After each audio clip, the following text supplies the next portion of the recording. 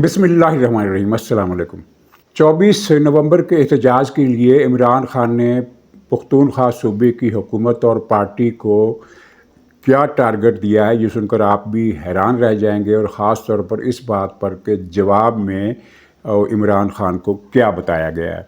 और फिर social media के बारे में मैंने बात की थी कि पीटीआई का सोशल मीडिया बहुत देवकामत है, बहुत ही बड़ा है, बहुत फैला हुआ है। लेकिन इसका जो इम्पैक्ट है वो क्या है, तो इस पर एक ऐसा नुक्ता मैं बताऊंगा, ऐसे नुक्ते पर बात करूंगा जिस पर बिलअमूम हमने किसी को बात करते हुए नहीं देखा। और फिर ये है कि पीटीआई का ही सोशल मीडिया सेल के हवाले से ही ये जो एक प्रोपेगेंडा मुहिम चलाई जाती है झूठी, तो उस पर हुकूमत की बेअमली और सुस्ती काबिले दाद है, या उसका मातम करना चाहिए या अफसोस करना चाहिए कि जब वो पूरी दुनिया को गुमराह कर चुके होते हैं तो फिर ये उसका जवाब देते हैं। उसकी एक ताज़ा तरीन मिसाल जो है वो पंजाब हुकूमत के मालियाती खसारे के बारे में दी गई, बनाई गई एक जाली रिपोर्ट है। तो नाज़रीन, सारे फहरिस्त ये है कि 24 नवंबर का एहतजाज अभी से अगरचे नाकाम होता नज़र आ रहा है, लेकिन जो अंदर से तफसीलात आई हैं उनमें बताया गया है, उनसे ये पता चला है, और ये बात पीटीआई के अंदरूनी हलकों से मालूम हुई है कि पहले मैं आपको ये बता दूं कि अरकान असम्बली की अक्सरियत ने इस एहतजाज का साथ देने से अमलन इनकार कर दिया है। यानी अपने जवाब में उन्होंने ये तो नहीं कहा कि हम नहीं आएंगे, लेकिन जवाब में जो मजबूरियां गिनवाई हैं और जो वजूहात और जो मशवरे दिए गए हैं खान साहब को कि ये नहीं करना चाहिए था, ये इस तरह होना चाहिए था, इससे ये नुकसान होगा, तो उनसे ये पता चलता है कि अमलन भारी अक्सरियत पीटीआई के अरकान कौमी असम्बली और अरकान सूबाई असम्बली दोनों की तरफ से इमरान खान को ना कर दी गई है कि हम तो आने से रहे। हो सकता है अगले एक दो दिनों में इन पर दबाव बढ़े और वो उनकी एक तादाद वहाँ जाने के लिए हामी भर ले, लेकिन अभी तक तो इम्कानात नज़र नहीं आते कि ये अरकान असम्बली इस्लामाबाद का रुख करेंगे। और ये बात भी हुकूमत के इल्म में आ गई है कि इस मरतबा इनकी हदायत है कि हर सूरत में ये लोग पहुँचें ताकि धरना दिया जा सके। और इस धरने का ऐलान तो उन्होंने अमलन कर दिया है, धरने का लफ्ज़ इस्तेमाल नहीं किया, लेकिन ये कहा है कि उस वक्त तक वापस नहीं आएंगे जब तक कि इमरान खान को रिहा नहीं करा लेंगे और अपना चोरी शुदा मैंडेट वापस नहीं ले लेंगे, और जब तक 26वीं तरमीम वापस नहीं करा लेते, तीनों मुतालबात जब तक पूरे नहीं करा लेते तब तक हम वहाँ से नहीं आएंगे। तो मतलब ये है कि धरना दिया जाएगा। और हुकूमत के पास ये रिपोर्ट भी पहुँच गई है कि पख्तूनख्वा में अरकान की एक पीटीआई के कारकुनों की एक तादाद को बाकायदा लड़ाई बढ़ाई की तरबियत देने का अमल भी शुरू हो गया, और उनमें सैकड़ों अफराद शामिल हैं जिनको डंडाबाजी, लाठीबाजी, वो बांटेबाजी, वो जो फेंकते हैं बच्चे जिससे खेलते हैं, वो गोलियां गुलेलों में रखकर, यानी गुलेलों में कंकरियाँ नहीं बल्कि बांटे शीशे के जिससे वो बच्चे खेलते हैं, कंचा जिसको भी कहते हैं, वो उनको चलाने की ट्रेनिंग दी जा रही है। और बाकी इनके पास साथ हस्बे साबक इस मरतबा भी बंदूक बरदार स्नाइपर्स की एक तादाद जुलूस के साथ जाएगी। इनका ये प्रोग्राम भी इदारों के इल्म में आ गया है। तो खैर, इमरान खान ने, आपको याद होगा कि सलमान अकरम राजा ने कुछ दिन पहले, आज से गालिबन 1.5 हफ्ता पहले, ये बयान दिया था कि हाँ 4 लाख अफराद हम सड़कों पर लाएंगे तो बात बनेगी, इससे कम पर बात नहीं बनेगी। ये उनके बयान का खुलासा था। अल्फाज में ये नहीं लिखा था कि 4 लाख से कम पर बात नहीं बनेगी, लेकिन जो पूरा मैसेज था उसका मतलब यही बनता था कि 4 लाख लोगों को निकालना पड़ेगा वरना बात नहीं बनेगी। तो इमरान खान ने 24 मई के लिए पीटीआई पख्तूनख्वा को जो दिया है टारगेट, वो बड़ा दिलचस्प है। और यहाँ ये बताना बहुत ज़रूरी है कि बाकी 3 सूबों को ना तो टारगेट दिया गया है और ना ही इन सूबों से कोई तवक्को है कि वहाँ से लोग निकलेंगे। यानी सारे का सारा इन्हिसार इस मरतबा भी पख्तूनख्वा सूबे से है।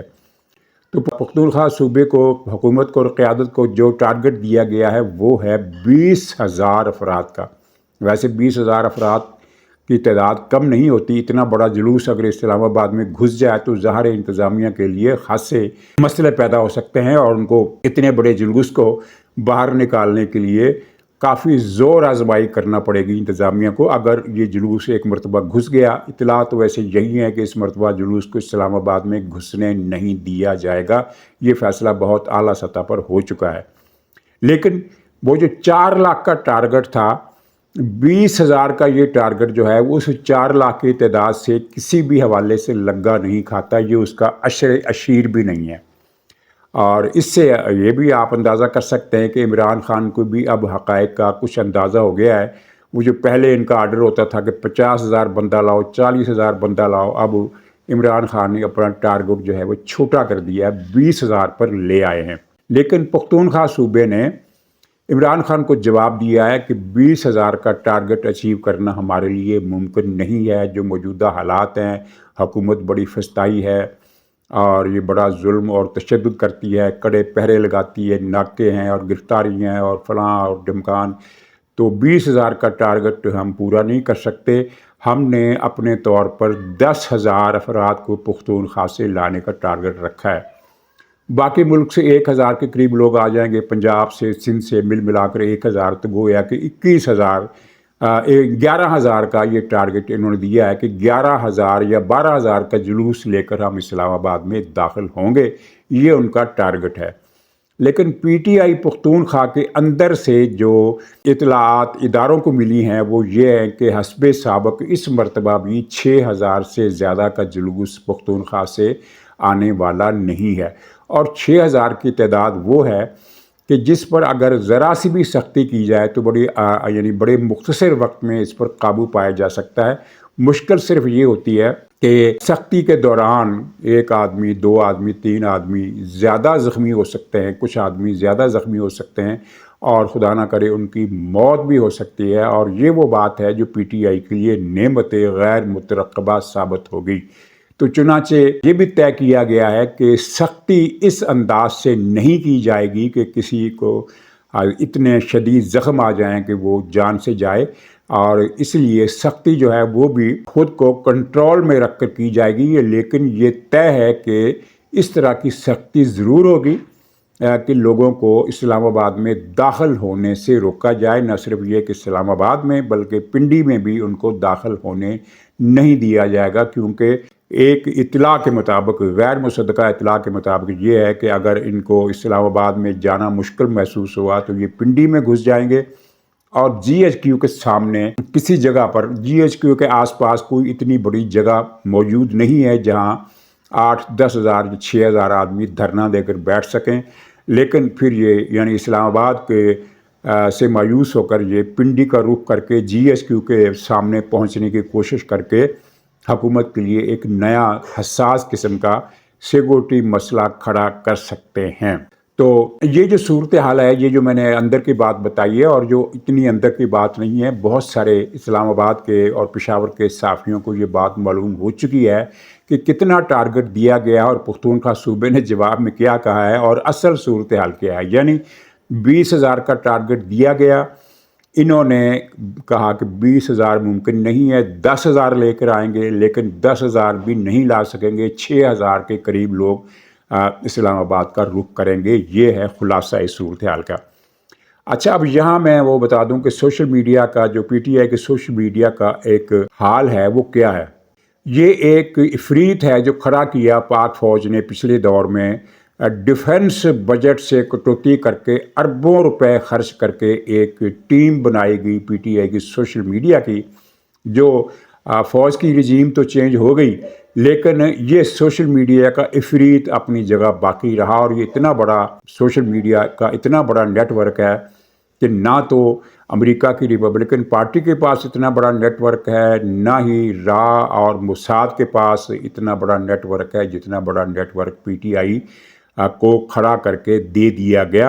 और इसमें 100 के करीब ब्लॉगर और सैकड़ों की तादाद में ट्वीप हजरात शामिल हैं, और जो फेसबुक भी इस्तेमाल करते हैं, और ख़ास तौर पर ट्विटर पर इनका प्रोपेगेंडा बेपनाह है। और ट्विटर से भी ज़्यादा जो इनका बड़ा हथियार है वो मैं समझता हूँ कि यूट्यूब है। इसलिए कि ट्विटर पर ट्वीट वक्ती तौर पर एक अफवाह फैलाता है और उसका इम्पैक्ट ख़त्म हो जाता है, लेकिन यूट्यूब पर बोले गए झूठ कई दिन तक ज़ेरे बहस रहते हैं।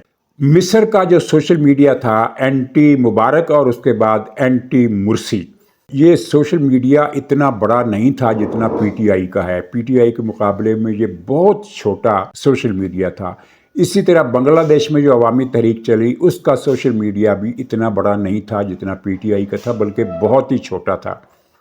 لیکن مصر میں دونوں مرتبہ اگر ہم یہ سارا کریڈٹ سوشل میڈیا کو دے دیں تب ہم یہ ماننے پر مجبور ہوں گے کہ مصر میں بھی 1 لاکھ سے زیادہ افراد نکلے حسنی مبارک کے دور میں بھی، اور 1 لاکھ سے زیادہ افراد نکلے صدر مرسی کے خلاف بھی، اور اس یہ 1 لاکھ یا کم و بیش جو بھی تعداد ہو، اس تعداد نے بالآخر پہلے حسنی مبارک کا تختہ الٹ دیا اور پھر صدر مرسی کی حکومت کا تختہ الٹ دیا۔ یہ الگ بات ہے کہ صدر مرسی کا تختہ الٹنے کے بعد یہ سوشل میڈیا اپنی موت آپ مر گیا، یا اسے کچل کے کرش کر کے رکھ دیا گیا، اس کا خاتمہ کر دیا گیا، اور اب وہ پچھتا رہے ہیں کہ ہم نے صدر مرسی کا تختہ کیوں الٹوایا۔